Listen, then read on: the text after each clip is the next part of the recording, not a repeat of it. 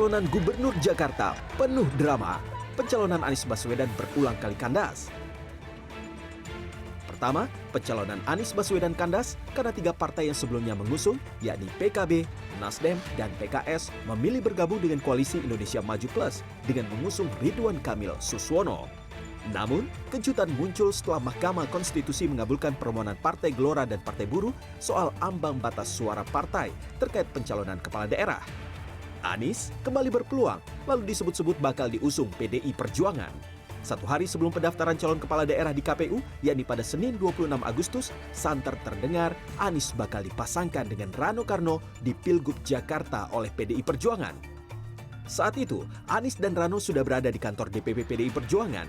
Namun, hingga hari berganti, hal itu tidak terjadi. Puncaknya pada hari kedua pendaftaran calon kepala daerah, yakni Rabu 28 Agustus, PDI Perjuangan memastikan tidak mengusung Anies Baswedan sebagai calon gubernur Jakarta.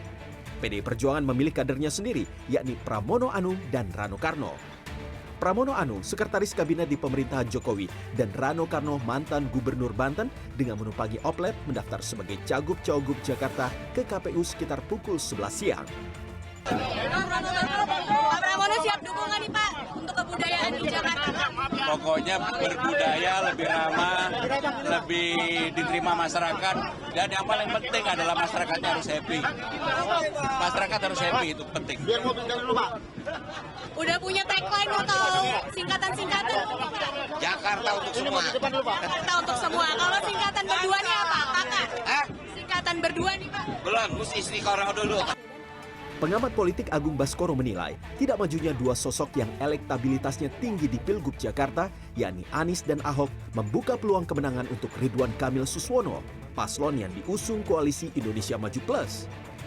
Namun ketika nama Anies dibuang, diabaikan, dan hanya kader PDIP yang berpasangan saling melengkapi, maka peluang menangnya mengecil. Kenapa? Karena yang dihadapi itu lawannya adalah RK Suswono, yang merepresentasikan kekuatan figur di RK, yang punya elektabilitas walaupun sampai hari ini belum mampu melampaui Pak Ahok dan Pak Anies seperti itu, dan ada Suswono di sana yang punya mesin partai yang solid dan sudah teruji dari pileg, kemudian pilkada.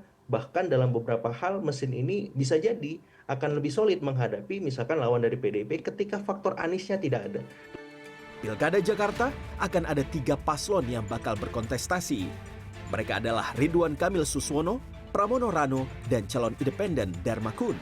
Pencoblosan pilkada akan dilakukan serentak pada 27 November 2024 atau 3 bulan ke depan. Tim Liputan CNN Indonesia.